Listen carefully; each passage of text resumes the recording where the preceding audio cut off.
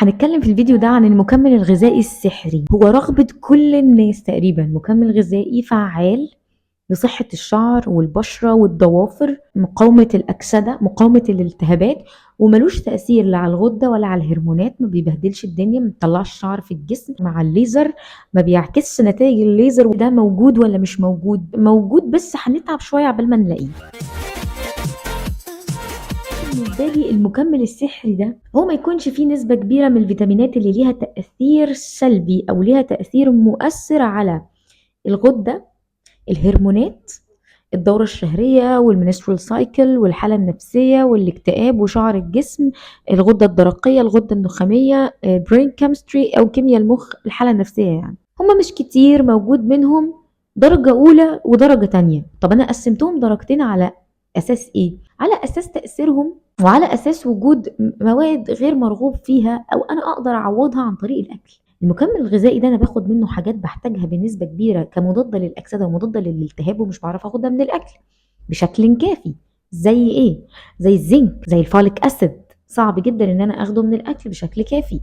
زي فيتامين سي، مش كل الناس بيدخل لها فيتامين سي من مصادر كافيه في اليوم. نخش في الموضوع على طول ونتكلم فيهم. نمبر 1 عندي هو فيتا ستريس. ليه؟ ما فيهوش فيتامين الف، فمش هيقرفني. مسموح جدا للحامل، مسموح جدا للي بترضع. فيتامين ألف اللي بيسبب كتره التشوهات بقى للجنين، وبيمتص عن طريق اللبن وبيعمل اضرار في الغده للرضيع. ليته احسن زي ما بنقول. مفيهوش معادن زي المنجنيز اللي تم اثبات تورطها في ارتفاع هرمون البرولاكتين.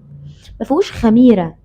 الخميره دي بتلخبط الهرمونات وتعلي هرمون الحليب جدا وتعلي التستوستيرون عند السيدات، فيبصوا يلاقي دقنهم شعرها تقل، بيطلع لهم شعر في صدرهم وفي بطنهم. وطبعا نتائج الليزر ما بتقعدش، ما فيهوش كروميوم، فالكروميوم ده ممكن يؤدي لنزول الوزن مبالغ فيه، خصوصا الناس اللي بتعاني من النحافه ما بتفضلش ده. زنك، حتى الزنك اللي فيه زنك اوكسايد الجسم بيمتصه بالشكل المعقول، ما بيمتصوش بشكل كامل. في فيتامين اي، فوليك اسيد جرعه مرضيه، بيوتين جرعه لا تذكر، بقيه الحاجات اسكوربيك اسيد، فيتامين سي بجرعه لا تذكر. يعني هو اساسه الزنك، الجسم بيمتصه يستفاد منه. تاني حاجة مفضلة عندي برضو في السوق المصري هو الزنكترون. الزنكترون فيه كبر علشان الشعر الابيض يقل والاكسده تقل، فيه زنك برضو هو ده الاساسي بتاعه عشان اسمه زنكترون. وفيه كالسيوم يعتبر بسيط جدا وكويس جدا، في 4 5 مكونات، ما فيهوش حاجات ملهاش لازمه، ما فيهوش منجنيز، ما فيهوش خميره، ما فيهوش اي حاجه من دي. اي حد عايز يقوي شعره، يحفز انبات الشعر، ما يخليش اي لخبطه هرمونيه، لان الحاجه الوحيده اللي ممكن تاثر في انبات شعر في الجسم او زياده الشعر في الجسم وزياده سمك وهكذا هو اي حاجه ليها تاثير هرموني. لكن ان الشعر بيطلع بسرعه، يعني مثلا انا شلت شعري بعد اسبوع طلع بدل ما كان بيطلع بعد اسبوعين، ده منطقي لان انا بساعد بصيلات الشعر ان هي تتجدد اسرع وتبقى اقوى واحسن.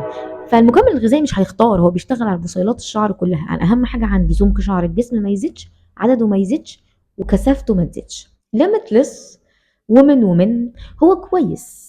يعني هو في حاجات ملهاش داعي، وفي برضو نسبة بيتا كاروتين، لكن خلونا نقول ان البيتا كاروتين من احسن الفورمز او من احسن اشكال فيتامين الف في المكملات. ده غير ان تركيزها ما يعتبرش عالي قوي. بريجنا كير ده كويس جدا وعظيم، في بيتا كاروتين لكن جرعة كويسة اقل من اللي فات كمان، آمن جدا وكويس جدا، نقدر ان احنا نستخدمه وما نقلقش. ما بيعملش اضطرابات في الهرمونات وما بيلخبطش الهرمونات، بالتالي ما بيزودش الشعر في الجسم. اخر حاجة هنقولها في الفيديو ده وهو شركة ناو، عندها نوع المالتي فيتامين ده يعتبر برضو كويس ومرضي حسب المكونات اللي فيه. الفورم بتاعتها او شكلها الاكتيفيتي بتاعها مقبول، وفي نفس الوقت نسبه او الدوز بتاعته مش عالية. كل المالتي فيتامينز اللي انا قلتهم في الفيديو ده هم اكتر حاجة مقبولة، انا متأكدة انها مش هتأثر على الغدة، الهرمونات او الحالة المزاجية، غير بانتوجار وغير هير تونيك اللي احنا دايما كنا بنتكلم عليهم ان هم بيرفعوا هرمون الحليب وفيهم خميرة، بيلخبطوا الهرمونات وبيبهدلوا الدنيا. احنا قلناهم ده بنسبة كبيرة جدا ما فيهمش سيلينيوم او دوز صغيرة من السيلينيوم، يعني ما تقلقوش منهم خالص. اللي هياخدهم يقدر ياخدهم بأمان. الفيتا ستريس بيتاخد جرعة واحدة فقط يوميا، قرص بعد الأكل بساعتين.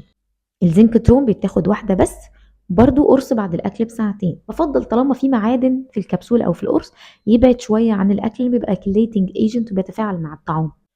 بريجناكير برضو جرعته 2 في اليوم وبيتاخدوا بعد الاكل بساعة. شركة ناو كل الفيتامينز بتاعتها برضو بعد الاكل بساعة 2 في اليوم. انا كده قلت كل حاجة في الفيديو ده. اتكلمنا عن المالتي فيتامينز، وان شاء الله الفترة الجاية هنتكلم على الجاميز او الفيتامينز اللي هي زي البونبوني او المستيكه بتتاكل، وهقول لكم احسن حاجه فيها. ميرسي ليكم جدا ان انتوا شفتوا الفيديو. اللي عنده اي سؤال يساله في الكومنتس معاكم اول ساعه. فولو على السوشيال ميديا علشان تتابعوا المحتوى هناك بشكل اكبر. هناك بنرد على الاسئله وهناك بنعمل اسك. اللي محتاج موضوع فيديو معين يقول لي في الكومنتس. اشوفكم الفيديو الجاي.